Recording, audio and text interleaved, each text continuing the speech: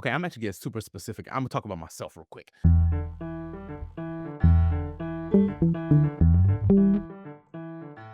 What's going on, everybody? My name is Hassiem Mohammed, and you are listening to The Actor's Instrument, where we discuss the essential qualities you need to stand out in the entertainment industry. Succeeding in this business takes more than talent, it also takes stability. Most actors I know are freelancers and gig workers to some degree, and part of, if not the majority of their income comes from non-taxed work, comes from gig work, right? So they get hit with a crazy big bill at the end of the year, and I'm talking about thousands of dollars, myself included, to not only help prevent that end of the year bill, but to help you save as much money as possible as an artist. I'm joined today by an actor who runs a secondary business helping other artists prepare for tax season. Farrell Parker, a classical acting graduate of George Washington University, has been seen on stage at the Kennedy Center, Arena Stage, Wooly Mammoth Theater Company, and the Only Theater Center, among others. Farrell is a Helen Hayes Award nominee and a multiple time recipient of a fellowship grant from the DC Commission on the Arts and Humanities. Farrell, thank you so much for joining me. Thanks for having me. Absolutely. Now, Farrell, real quick, before our listeners run away because we're talking about taxes and they're like, oh, tax is so boring, skip to the next episode. I just want you to say a little something for them. Can you tell me, ballpark, what's the most amount of money you've had a client write off on their taxes when working with you? I'm gonna say like 50 grand. You're kidding. Yes. $50,000? Listen, if that's how much you spent, that's how much we can write off. Which means that's how much you're not being taxed on throughout the Yes. year. Yes. Okay, well, folks, if that's enticing to you and you want to hear more, keep listening. um, that's crazy. Okay, now, could you explain what this write-off we're talking about is? What is a tax write-off? What does that even mean? Yeah. Let me tell you first that none of this is legal advice. Okay. That's my caveat for everyone listening. But when people talk about a tax write-off, Mhm. usually what they're talking about is a business expense. So a tax write-off is a business expense used to reduce your taxable income. Great.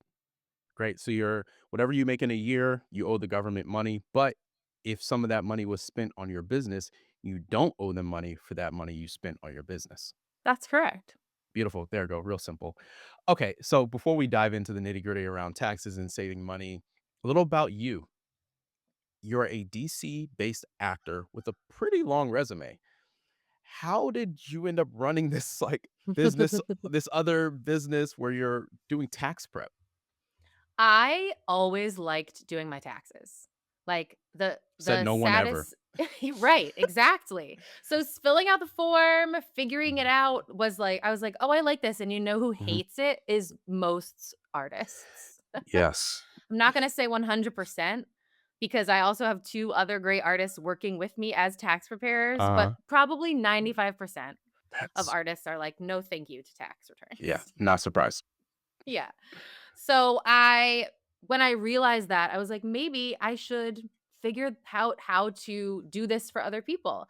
So Hmm, I started learning how to do taxes through the Volunteer Income Tax Assistance Program, which is run by the IRS and then local or regional nonprofits.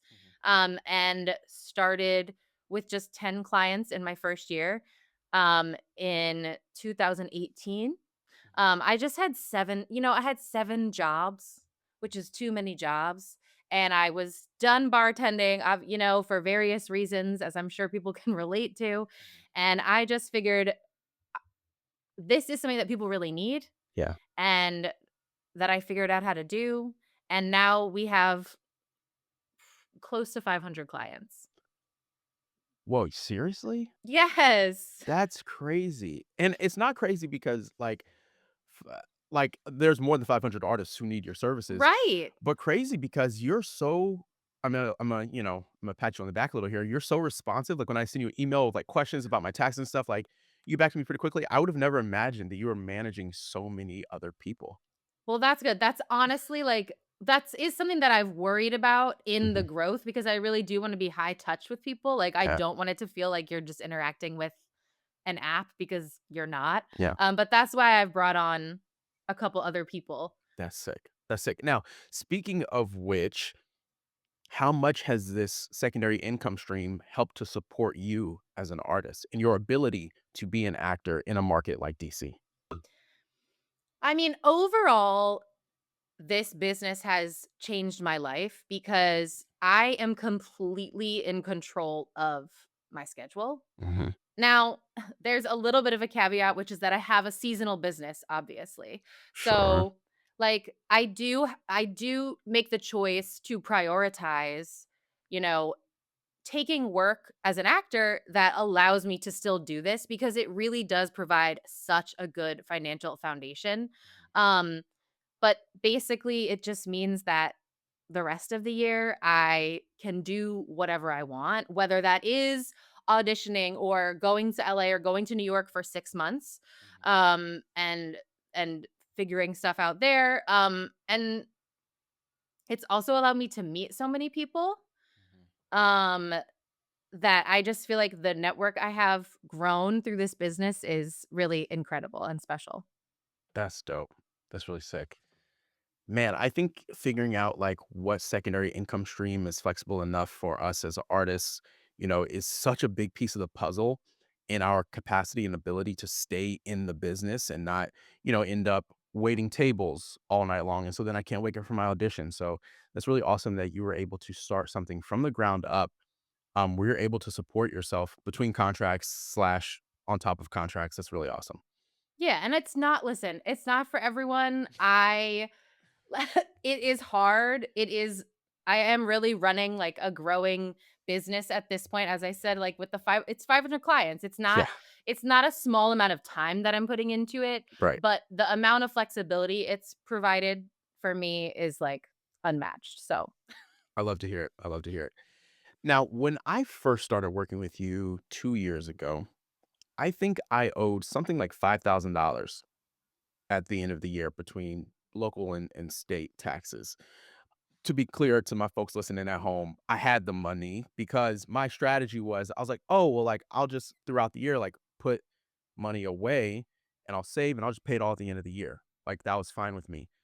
But then what happened was I was like, cool, no problem. And then you were like, oh, but now you have to pay penalties because you didn't pay through the year, even though it's like the same amount of money, now you owe more. How can artists avoid that crazy end of the year bill? yeah. So the IRS tax system, the United States tax system is a pay as you go system. So that's why you have money withheld from your W-2s is because you're paying as you go. And if you don't pay as you go and you are earning income and it's not getting taxed, then you're going to owe, as you said, penalties and interest at the end of the year. So the best way to avoid this is to track your income and expenses and track how much you are taking in 1099 income, in self employment income, in business income.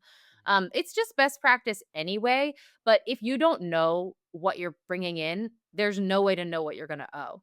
And so keeping track of that and knowing when you reach like a threshold that you need to pay on is important. I think, the first year it happens, it can be really shocking. And then, getting on top of it, also catching up with that money can be a little daunting. Sure. But tracking is really like, the best prevention you have against this. And then paying estimated taxes. A lot of people think that in order to people think they need to file quarterly in order to, like, avoid this, but you don't really have to file anything. All you have to do is give them their money. Let's cut to the chase. What do they really care about? Okay. Yes. Heard. Okay, so let's say I want to use an example, right? That's super specific. Let's say I did a singing gig, concert gig. Somebody was throwing a party, and a lot of big wigs, and they're like, "Oh, you're a musical theater performer." I'm Hassiem. I'm not, but let's say I am, Yeah. and they're like, "We're gonna pay you $2,000 to sing at this event." But for our records and everything, like, our company, we need you to fill out this tax form just so that we're make sure this is above the table. But it's not like you said, it's not a W-2 gig. I'm not their employee. This is just a one-off. I'm gonna show up, I'm gonna sing for a few hours. They're paying me Mhm. $2,000. What would you recommend I do with that $2,000? Well, first, I would recommend that you make sure that you write down everything you spent in order to make that contract happen. Mm, So, if you had to travel, if you had to purchase music, or if you worked with maybe a vocal coach or an accompanist to prepare for it, mhm. those are good examples. The second thing you should do is you should set aside 25% of that to pay the federal government and 5% to pay your state. Okay. That's a general estimate. When I do your taxes, I will tell you, here's your actual tax rate. Here's what you actually need to be setting aside. But generally safe number is 25% to federal, 5% to state. Copy. So I got $2,000 for this gig. I'm gonna send $500 to the IRS, Mhm. just irs.gov. Click through the thing, and then I'm gonna send $100 to New York. Yeah. Copy. Okay, good to know. And then the other, what's that? 1,400 is mine, unless maybe I have representation and then they get their cut. Okay, cool. Now, And here's the mhm, thing, if you overpay, mhm, you're gonna get it back on the tax return. So, I am if you can't, do what you can afford, but if you overpay, you'll get it back when you file your taxes. sure, sure. Okay, no, that makes total sense. Now, you mentioned you would track income and expenses. How do you track? Like a notes app on my phone, Google spreadsheet, doesn't matter. Yeah. So I actually, if you go to our website, artisttaxprep.com, we do have a free tracking tool. It's a Google Sheets spreadsheet. Mhm, You can use it right from your phone. You can use a notes app. I like this because it feeds right into the tax return in the way that we do it. mhm, So I would go into your little spreadsheet and put the date, the amount you paid. Um and the reason that you made the expense. mhm, But yeah, our tracking sheet is pretty comprehensive, but it's free to use. Anyone can use it, and a lot of people find it super useful. Another thing you should do is when you make a purchase for your business, you should put that receipt into a folder in your email. So take the time to get the receipt emailed to you. If you're at the kiosk and you have to type it in, mhm, most people will email you a receipt these days. mhm. Put it right into a receipts folder. So that way, if you get audited, they're all in the same place. Copy. Now, let's say I forgot to get my receipt. Could I like screenshot my bank account where the money was pulled from, where it has like the company's name beside the If the amount? you spent money on your business, you should deduct it as a business expense. If you get audited and you don't have the receipt, the IRS will disallow that deduction. Mm. Um, they generally will not accept bank statements. Good to know. All this is so good to know. Okay, we're talking about deductions. I want to do a tax write-off rapid fire. So Okay. I've got a list here of things that I'm like, I could probably write this off, and I want you to say yay or nay, Can I give a caveat? please. Okay, so anything is deductible as a business expense as long as the expense is ordinary and necessary.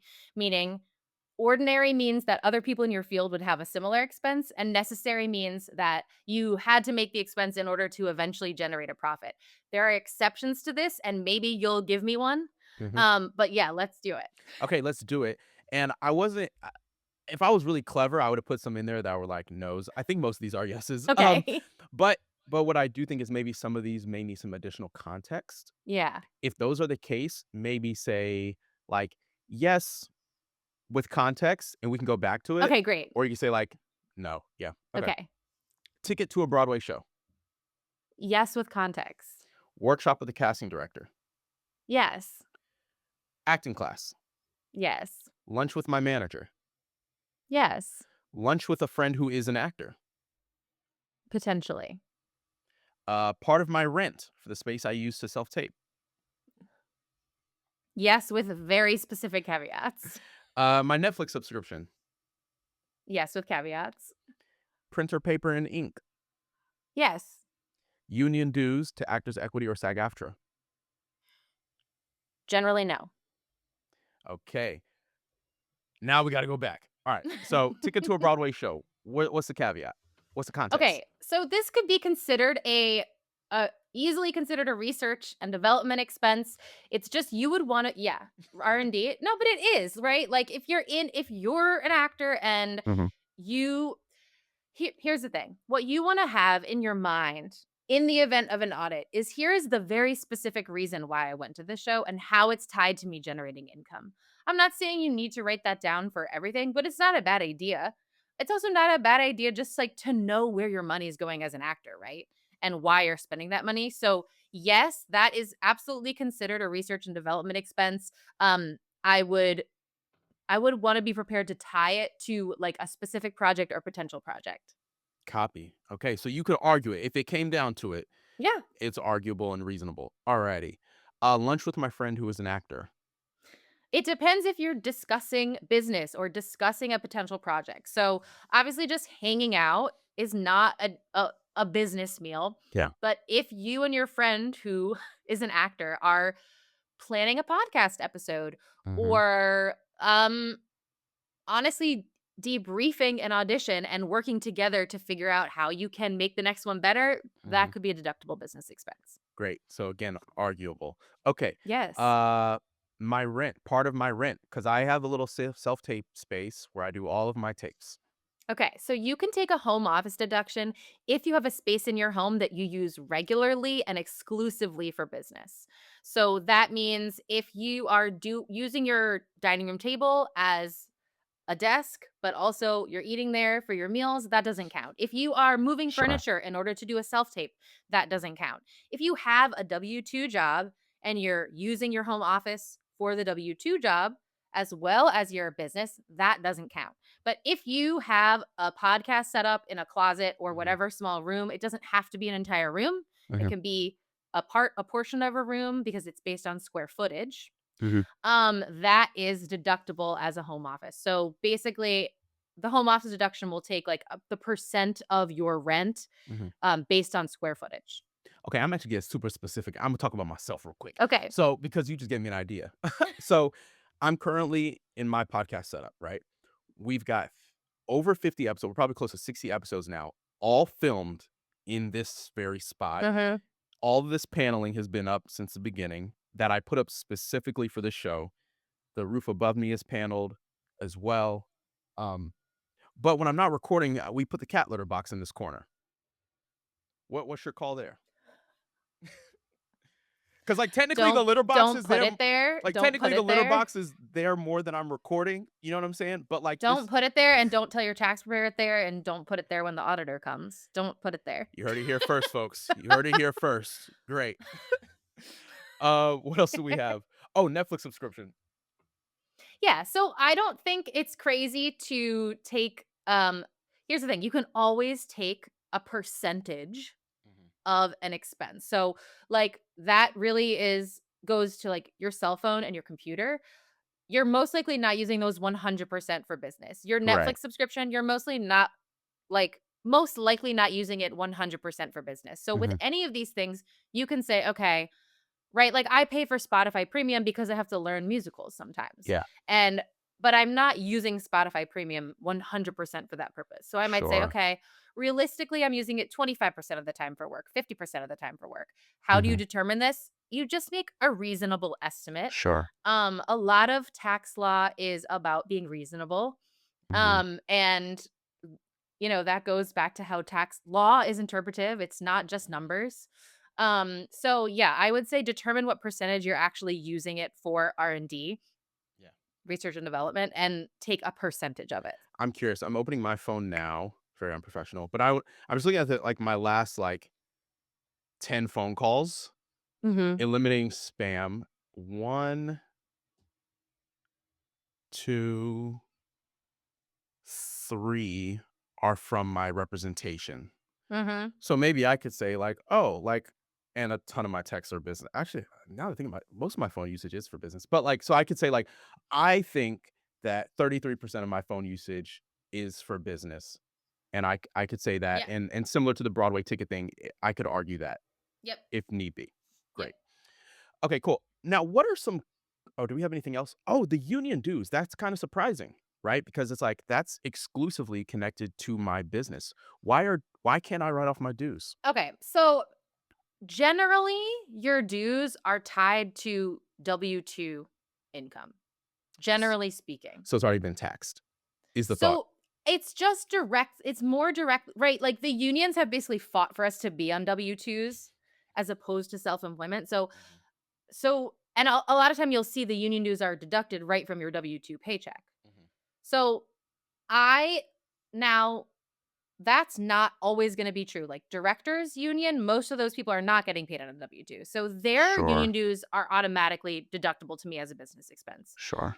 You might have to say, "Okay, yes, my union dues are covering work that I'm doing on a W-2 contract. However, being in the union increases my credibility Uh-huh. as an actor on the business side."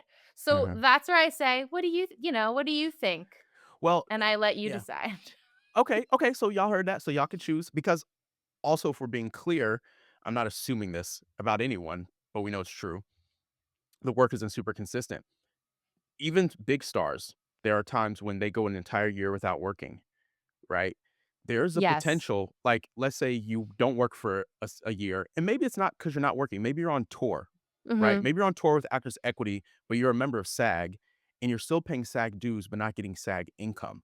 So now all of a sudden, my dues in that medium outweigh the income from that medium. Would that be a decent argument for like, yo, I should be able to write this off Yeah, because I would say it's more legitimate in that case because you're maintaining your membership in the union in order to Mhm. maintain your credibility as Right. an actor Yeah, artist. and as we all know, and I'm sure we're all frustrated by, even if you're not currently employed under a union contract, you still owe those dues. Yes. Awesome. Now, what are some common items that may come to mind that artists can write off that we just might not think about? I mean, I think we covered many of them. I Mhm. mean, if you were here's one thing to know is that if you don't have anywhere else that you do administrative work, like if your home is where you do your administrative work, you can write off going to gigs, the transportation that you're spending to go there or traveling. Um I think I'm trying to think of cuz we covered a lot You don't have to make if you feel like we covered it, we can of great. the like I asked a good question, I guess. unusual ones. Yeah, I Or have more that I'm like don't write this off, that but was that's my next question. yeah. My next follow-up is like, what are the ones that you get all the time that you're like, "Guys, you can't. This isn't." So the biggest one is keeping up the cost of a professional appearance because and the IRS says that that is not a deductible business expense because everyone has to keep up the cost of a professional appearance. Hmm. So people will come to me with veneer expenses or haircuts or gym memberships or or like a lot of opera singers come to me with physical therapy. Mm. So no, Mhm. so like again, the determination is based on the argument you can make. Just because the IRS says, "Oh, you can't deduct keeping up the cost of professional appearance," doesn't mean you can't make an argument for it. If you're like, "No, this is like my instrument. Yeah. I'm repairing like I'm what I'm doing is something to maintain and repair it." Yeah. I, it's not going to stand up in court, but you can do it. Well, okay, with this stand up in court, I'm thinking about let me not choose somebody controversial. Okay, that's always my tendency. I'm always like, let me say a name, and sometimes it That's funny. backfires. Little side tangent. Sometimes I do that on purpose because I'm like, it it alerts if you say something Yeah. polarizing, people tend to lean in. I won't do that in this moment. Hugh Jackman, everybody loves Hugh Jackman. I'll use him. What he has to do to his body to be Wolverine, in my opinion, is incredibly specific. Dude's eating whole rotisserie chickens and stuff, right? His character, and he can literally, the cool thing about his characters, he can show them a picture of a comic book and go, Yeah. I have to look like that. Would he be able to write off his personal trainer? It's Because that's not okay. just So Hugh like Jackman, okay, Hugh Jackman probably has a corporation, right? And Hugh Jackman has people that literally work for him, like his personal trainer, that I'm Mhm. sure is on salary. So Well, no, let's that let's pretend like he's not. Let's pretend like he's not. Let's pretend like I just got the call and they said, Hassiem, we want you to play Wolverine. By the way, if you're listening, Disney, I'd happily I'm ready. Let's say I get the call. I'm like, we want you to play Wolverine. And I go, holy crap. I got to get shredded. They would need to tell you that you have to get shredded, Okay. and you would need to be being paid not on a W-2, generally Mm-hmm. speaking, Mm-hmm. in order for this to be deductible already. Uh, Sure. for what we're talking about, because 'cause we're talking about business expenses. Right. We can get into 1099 versus W-2. It does get complicated under current tax law. But so if I had someone that was like that had to go to driving school. And that really was a condition of the contract. So it needs to be a condition of the contract. An example of where the lines blur is like if you were doing a play about boxing, Mm-hmm.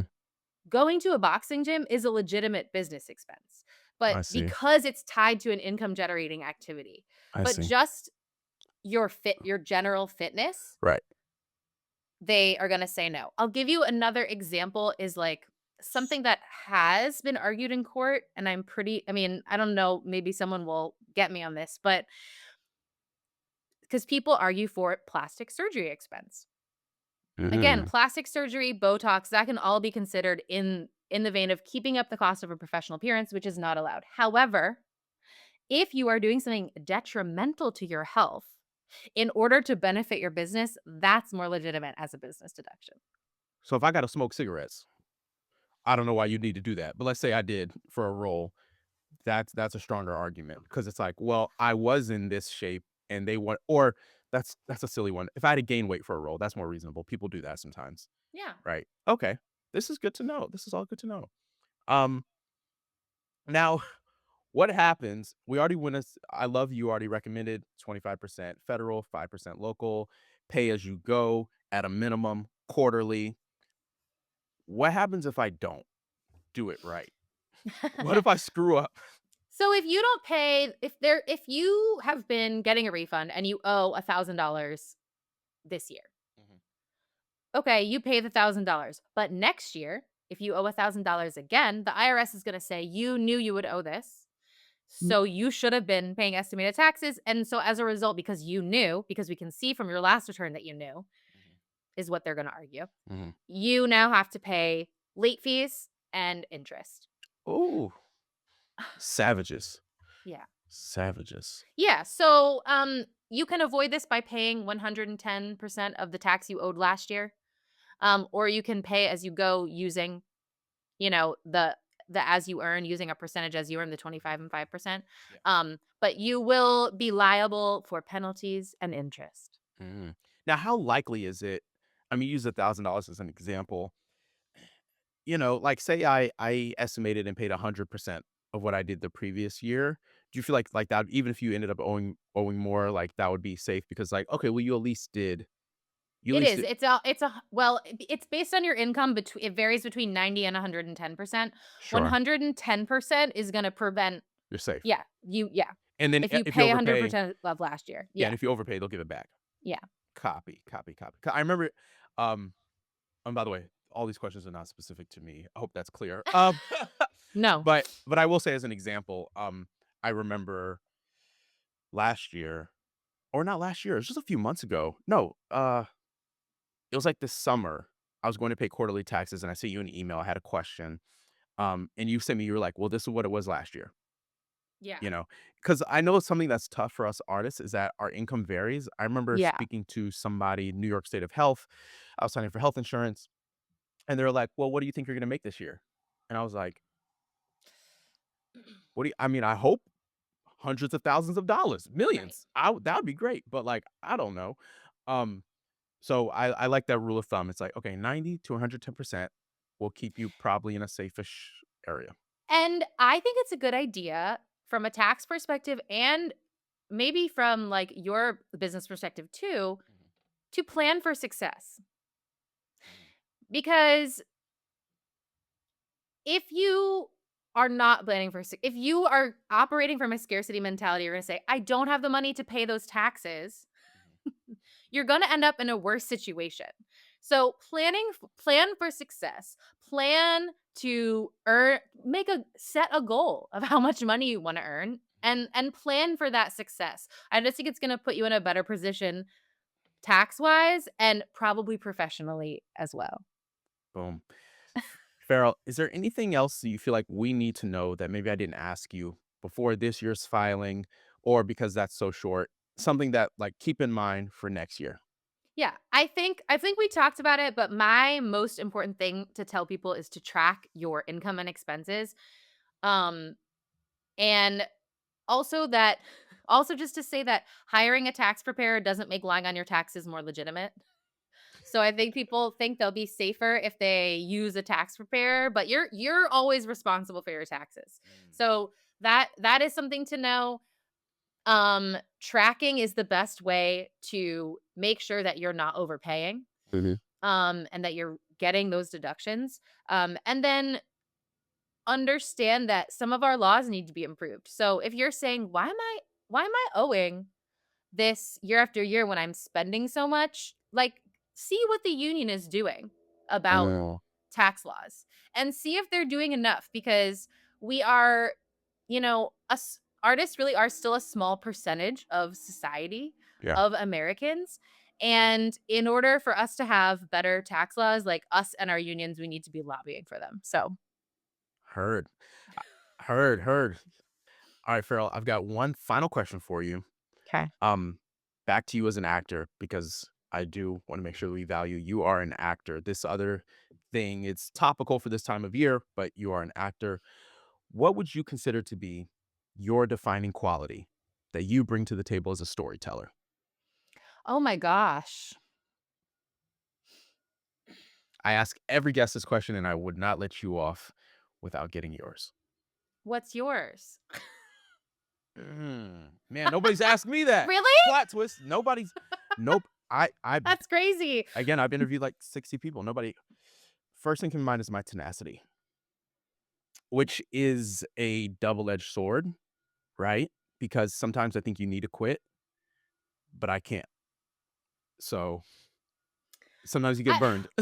It sounds like such a cop out to say honesty as an actor, but what I really mean is honesty in working with me, in that, like, if you're communicating with me, like, in a work environment, I am gonna be honest about what I need Uh-huh. and what I think.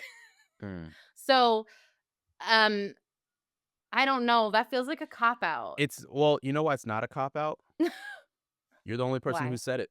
Oh, really? Wow. Yeah. Also shocking to me. I thought you were gonna say hard work when you said this might be a cop out, 'cause No. I get that a lot.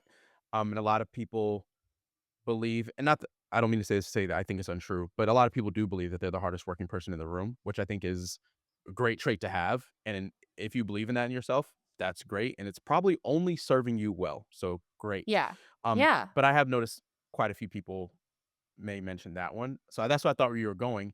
Because I know you are a hard worker, but honestly, I love it. I can tell you I am not the hardest working person in the room. That's not just it's just not true. It's just not gonna be true, but we just no. Honesty is your trait. Yes, Because you just admitted exactly. that on a whole podcast. So It's honesty so is true. she is all nothing but the truth here. See? Nothing but the truth. Well, Farrell, I know this is an incredibly busy time and season for you, so thank you so much for carving some time out to chat. I've said to the folks listening that you're based in DC, but I know that your clients are not just local to DC, and you have people that you work with from all around the country. So, how can people find out more about artist tax prep and maybe set up a consultation with you? Yeah, so, you can go to artisttaxprep.com. Our Instagram is the same, Artist Tax Prep. It's pretty easy to find because it's a pretty basic Nobody else does it. name. Well, yeah, there are, people do it, but nobody's called Artist Tax Prep. So, um, missed opportunity, guys. We are doing, you can, if you're like, "Oh, I'm not sure if I wanna work with a tax preparer, maybe these guys would be good for me." We're doing free 15-minute fit check phone calls where you Nice. can schedule a phone call with one of our preparers and see if we're a good fit for you, get your questions answered about the process. Um, so yeah, I would do that if you're curious about working with us, check out the website and see if you wanna schedule a fit check with a preparer. Amazing, amazing. And look, guys, Farrell's not paying me to say any of this, and maybe my co-producer will be like, "We need to set up some partnerships." But I will say, in all honesty, I've worked with Farrell for a few years with my taxes, and I genuinely recommend her. Couldn't recommend her enough. especially the piece about working in multiple states. I used to pay so much Mm. money to file with TurboTax and H&R Block because I'd come in with like 7 different states that I worked in, and they charged so much for like each one past like the second one. Um, and so I've literally saved hundreds of dollars just from that part, just from walking in the door.